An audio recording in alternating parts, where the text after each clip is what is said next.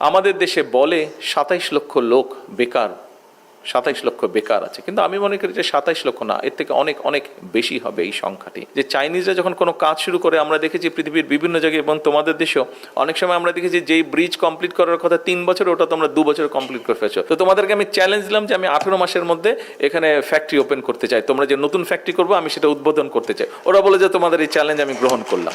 এখন আসুন, শুধু তো বিদ্যুৎ গ্যাস দিলেই হবে না, নিশ্চয়ই আমাদের দেশের গণতান্ত্রিক সোলজার যারা ছিল, সৈন্য যারা ছিল, তাদের নিশ্চয়ই অন্যতম একটি লক্ষ্য ছিল গণতন্ত্র যেমন অধিকার করা, তাদের লক্ষ্য ছিল গণতান্ত্রিক অধিকারকে প্রতিষ্ঠিত করা যেমন তাদের লক্ষ্য ছিল, একই সাথে নিশ্চয়ই তাদের একটি লক্ষ্য ছিল যে এই দেশের মানুষ যাতে কর্মসংস্থানের ব্যবস্থা তারা করতে পারে।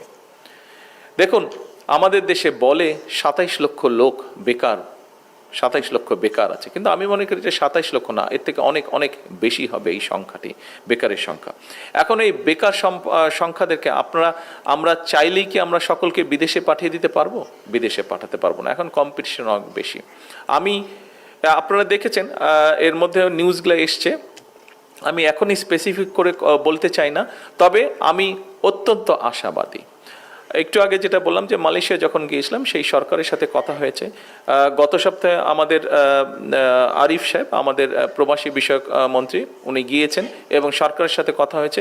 তাদের সরকার থেকেও বলেছে যেই ব্যানটা ছিল সেই ব্যানটাকে লিফট করা হয়েছে, অর্থাৎ বাংলাদেশের শ্রমিক ওখানে যেতে পারবে না, এই ব্যানটাকে লিফট করা হয়েছে, অর্থাৎ তারা এখন এগ্রি করেছে যে বাংলাদেশের মানুষ সেখানে গিয়ে কাজ করতে পারবে। আমরা কাজ করছি যে যত দ্রুত সম্ভব মানুষ সেখানে যাওয়ার চেষ্টা করতে, অর্থাৎ এইটা দিয়ে আমি বোঝাতে চাইছি যে মানুষের কর্মসংস্থানের, সেটি বিদেশি হোক দেশি হোক, এখন দেশে মানুষের কর্মসংস্থানের ব্যবস্থা, দেশে মানুষের কর্মসংস্থানের ব্যবস্থার জন্য আমরা কথা বলছি বিভিন্ন দেশি এবং বিদেশি বিনিয়োগকারীদের সাথে। আমরা কথা বলছি দেশি বিনিয়োগকারীদের সাথে, এই জন্য কথা বলছি, তাদেরকে আশ্বস্ত করছি, তাদেরকে বিভিন্ন রকমের সুযোগ সুবিধা পলিসির মাধ্যমে, এমন না যে আলাদা লোন করে দেওয়া, তাদেরকে ইন্টারেস্ট কমে যায় না, পলিসি সাপোর্ট দিয়ে তাদেরকে উৎসাহিত করার চেষ্টা করা হচ্ছে। আপনাদের নিশ্চয়ই খেয়াল আছে, আবার যেহেতু আমি প্রথমে ইনিশিয়ালি এই দুটো দেশেই গিয়েছি, চায়নায় গিয়েছি, এবং সেখানে তাদের সাথে কথা হচ্ছে, বিভিন্ন তাদের যারা ইনভেস্টর আছে কথা হচ্ছে, এবং চায়না যাবার আগে আমরা যত দ্রুততার সম্ভব দ্রুততার সাথে আমরা চট্টগ্রামে ওটা কোচবিহার আনোয়ারাতে না, ওই যে চাইনিজ ইপিজেড যেটা হবে, আপনারা গেলেন যে, হ্যাঁ, গত সপ্তাহে অর্থমন্ত্রী এবং হোম মিনিস্টার দুজনেই আপনারা দেখেছেন ওখানে গিয়েছিলেন। ওখানে চাইনিজদেরকে একটা জায়গা আমরা দিয়েছি যেখানে কয়েকশত চাইনিজ ইনভেস্টর আসবে, যেখানে তারা মিল কারখানা তৈরি করবে। এবং আমি যখন গিয়েছিলাম তখন আমার সাথে কথা ছিল, আমি ওদের জিজ্ঞেস করলাম কতদিন লাগবে তোমাদের? ওরা বললো যে আমাদের 4 বছরের মতন সময় লাগবে। আমি 4 বছর হলে হবে না, তোমাদেরকে আগামী 18 মাসের মধ্যে শুরু করতে হবে, প্রথমটা আমি 18 মাসের মধ্যে ওপেন করতে চাই। তো তখন আমি বললাম যে আমি শুনেছি তোমরা বলে টাইমের অনেক আগে কাজ শেষ করতে পারো।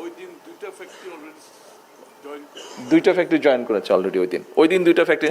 তো আমি কথার প্রসঙ্গে ওটা যারা কাজ করছে ওদেরকে আমি বললাম যে দেখো, আমি তো বিভিন্ন সময় বিভিন্ন জায়গায় দেখেছি যে চাইনিজরা যখন কোনো কাজ শুরু করে, আমরা দেখেছি পৃথিবীর বিভিন্ন জায়গায় এবং তোমাদের দেশেও অনেক সময় আমরা দেখেছি যেই ব্রিজ কমপ্লিট করার কথা 3 বছর, ওটা তোমরা 2 বছর কমপ্লিট করে ফেলেছো। তো তোমাদেরকে আমি চ্যালেঞ্জ দিলাম যে আমি 18 মাসের মধ্যে এখানে ফ্যাক্টরি ওপেন করতে চাই, তোমরা যে নতুন ফ্যাক্টরি করবো আমি সেটা উদ্বোধন করতে চাই। ওরা বলে যে তোমাদের এই চ্যালেঞ্জ আমি গ্রহণ করলাম। ওরা বললো, আমরা আশা করি ইনশাল্লাহ দ্রুত এই ব্যবস্থাটা হবে।